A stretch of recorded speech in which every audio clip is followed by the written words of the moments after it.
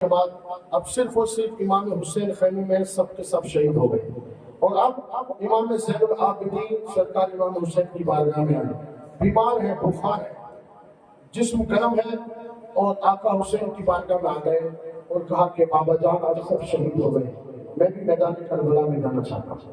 اور حسین تڑپ گئے کہ میرا بیٹا بیماری کی حالت میں، اور کہا کہ بیٹے زین العابدین تم کہاں جا رہے ہو؟ تم کہاں جا رہے ہو؟ دشمنی مجھ سے ہے، یہ میرے خون کے پیاسے ہیں، میں تمہیں میدان میں جانے نہیں دوں گا۔ حضرت امام زین العابدین نے کہا اے بابا جان مجھے بھی میدان کارزار میں جانے دو۔ تو آقا حسین پاک نے کہا تھا کہ بیٹا امام زین العابدین تجھے میدان میں نہیں جانا ہے، بلکہ تیرے بعد تو میری نسلیں چلیں گی سبحان اللہ۔ کیونکہ حسین جانتے تھے کہ یزید نے چاہے میرا خاندان ذبح کر دیا، چاہے ظلم کیا، سب شہید ہو گئے، لیکن میرا ایک بچہ زین العابدین کو بھی چھوڑ کے جا رہا ہو۔ اور حسین کی یہ چھوڑنے کی برکت تھی، دعا تھی کہ آج پوری دنیا میں امام زین العابدین اور حسین کے خون کا بچہ بچہ سید نظر آتا ہے۔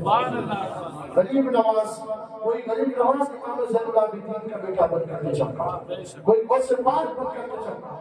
بتاؤ کربلا میں یا دنیا کی کون سی حکومت کے بیٹے کا نام باقی ہے؟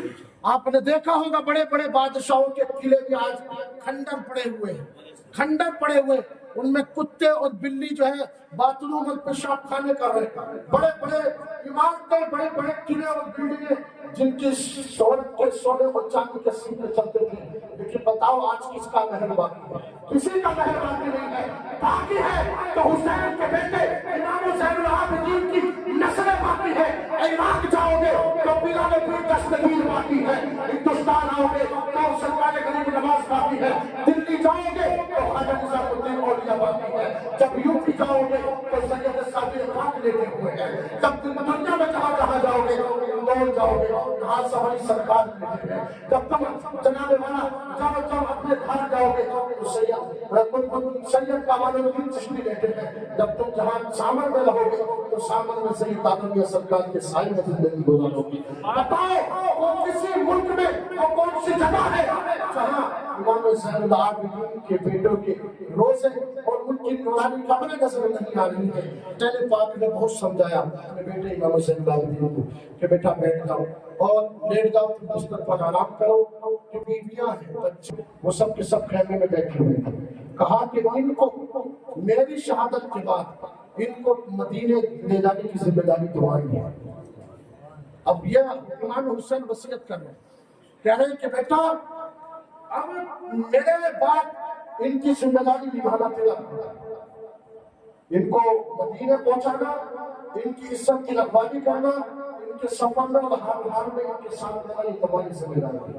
اور آخری بات حسین نے کہی تھی کہ بیٹا زین العابدین پیارے نبی کی سنت پر قائم ہے۔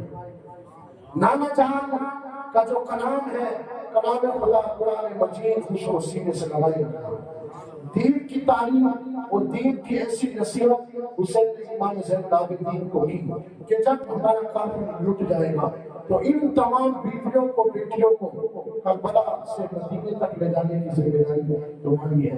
حسین پاک نے یہ ذمہ داری تھی، وہ ذمہ داری دے کے زین العابدین کو ایمان کے بستر پر لٹا دیا۔